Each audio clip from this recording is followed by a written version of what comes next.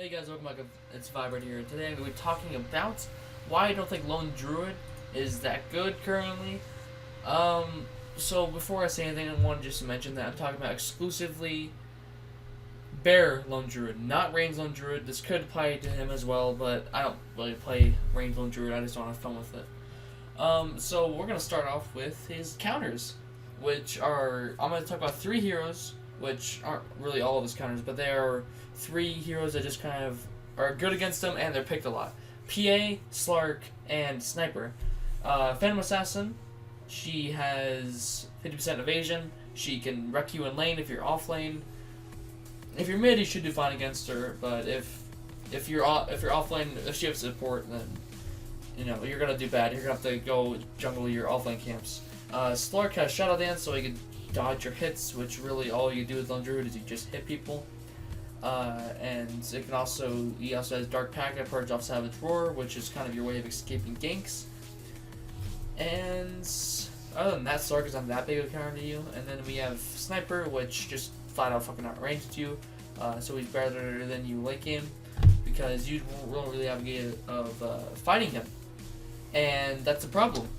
You could buy a Blink or a Shadow Blade on your bear if you want to, but that all you do is try to just sneak around to try to get him. But you realize he does have a team, and you pretty much would need an Ags and a Blink or something to actually deal with him, and that means you would also need enough items to actually kill him with that, which is just so hard. You have to outfarm him ridiculously to do that, and that's how it goes for his counters. And also another thing, the Rabid nerf recently, which I really didn't like, because for those of you who don't know, Rabid used to used to be a 30-second cooldown and a 30-second duration. So you just get a Bazzy rank, like the ability of Vlads, and you'll have it on the whole damn time, the whole damn game.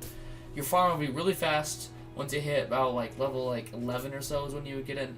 But then they changed it to nerf Range Lone Druid, which I feel like is a mistake, because now they nerf Bear Lone Druid, and now it should just nerf Range Lone Druid directly, like with the talent tree, just reduce the range on that or something, or I don't know, just reduce the damage that he gets. But they didn't, so now Bear Lone Druid's suffering for that. Jungle Lone Druid is what we could also talk about, because about most as good at playing offlane, but other than that, a lot of them are playing jungle as well. And I do jungle Lone Druid a lot, to be fair. But that's just because I usually have to. I prefer to go into a lane. I usually have to go offlane when I play Lone Druid. Offlane or jungle. And that's usually where most people go with them too. But jungle Lone Druid is not that good because it's really hard to actually do stuff. Because most junglers, like a Legion Commander will gank with G6, a Bloodseeker will gank with E6, an Axe can even gank, and there's other junglers like a Doom who can gank with E6 and stuff. But Lone Druid does nothing. You can sort of gank when he's 5 if you went double Rabid levels. I guess you can try to get an Entangle, which is usually what I try to do. But sometimes you get an Entangle, sometimes you're not. So it's kind of hard. And you kind of just sit in the jungle until you get pretty much your Midas and your Radiance. And sometimes even waiting there until your Vlads, depending on how good you're doing. So your team fights 4v5 for a very long time. It's you can go and push lanes and stuff when fights are going on, but other than that, you don't really have that much you can actually do until you get farmed. But with landing Lone Druid, he can stay in his lane and keep putting pressure on a lane.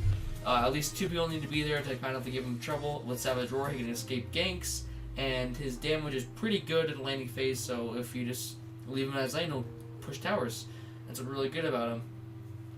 And offlane Lone Druid can you still pretty much go farm your jungle camps, depending on our lane you're in. Because if you're losing on a lane to things like a Phantom Assassin that's daggering you the whole time, then yeah, that's a problem. So you just go jungle your camps, or you just go in there and trade really efficiently. That's why Lone Druid offlane is super good, because you can pull the creep camp.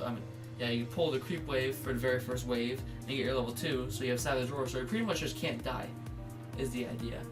And bear blocks and stuff. It's really, really good to have offlane Lone Druid. If you know how to play Lone Druid. Lone Druid also has a problem because he's hard to play and it's easy to mess up with him. And honestly, all Lone Druid really does is he hits people. That's what his bear does. His bear can get disabled, and then you have to buy BKB on your bear, which is very cost and efficient for the things you need on your bear. You need ags and refreshers and stuff before you really start kicking in. Because in late game team fights, your bear's gonna do nothing.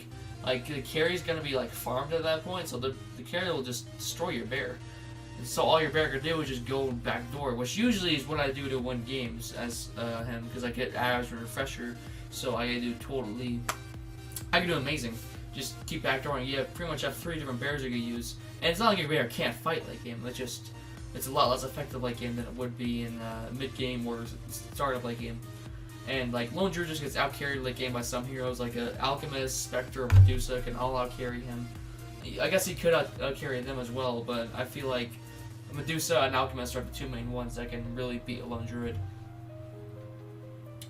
Other than that, I don't think I have much to talk about. There are some other reasons why he's bad, of course, but that's really all I have to talk about. Thanks for watching, and I'll see you guys later.